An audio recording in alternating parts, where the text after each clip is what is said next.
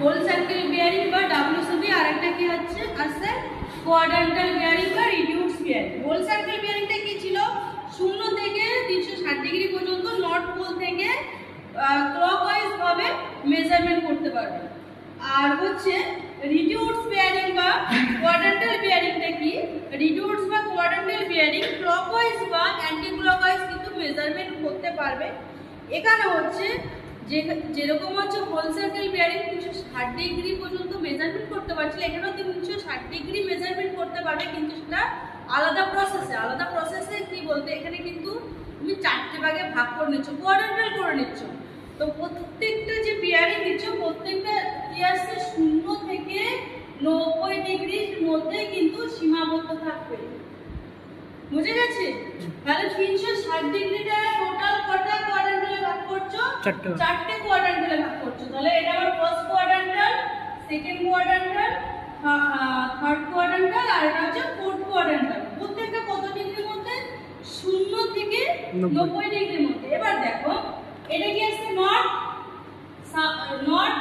East, এটা south West, north south east West. এবার দেখো প্রত্যেকটা কত 0 থেকে 90 ডিগ্রির মধ্যে যেহেতু সীমাবদ্ধ রয়েছে, তাহলে এবার কি রয়েছে মনে করো আমার ফার্স্ট কোয়াড্রান্টাল কোন ডাইরেকশনের সাথে রয়েছে? ফার্স্ট কোয়াড্রান্টাল আমার ডাইরেকশনের সাথে রয়েছে তোমার নর্থের সাথে। সব সময় আমরা প্রথমেই বলে দিয়েছিলাম নর্থ সাউথ করে কিন্তু আগে আসে সব সময়ের জন্য। এটা সবথেকে ইম্পর্টেন্ট একটা ম্যাগনেটিক নিডল, যেটা নর্থের সাথে সাউথ থাকে।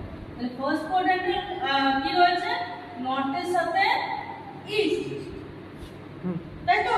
সেকেন্ড কোয়াড্রান্টাল কি থাকবে? এখানে অনেক ম্যাক্সিমাম স্টুডেন্ট কোন করা ওরা সেকেন্ড কোয়াড্রান্টাল ইস্টের সাথে সাউথ থাকে, সেটা কিন্তু আমরা করব না, আমরা মেইনলি ডিল করতে জানি নর্থের সাথে সাউথ। তো এখানে কি রয়েছে? সাউথের সাথে ইস্ট হলো। তাহলে থার্ড কোয়াড্রান্টাল কি ছিল? থার্ড কোয়াড্রান্টাল হচ্ছে তোমার সাউথের সাথে ওয়েস্ট। ফোর্থ কোয়াড্রান্টাল কি আছে আমাদের মেইনলি কি কোনটা? তাহলে নর্থের সাথে ওয়েস্ট। এইটুকু আপাতত বোঝা গেছে? এটা কি একদম পড়াবার একটা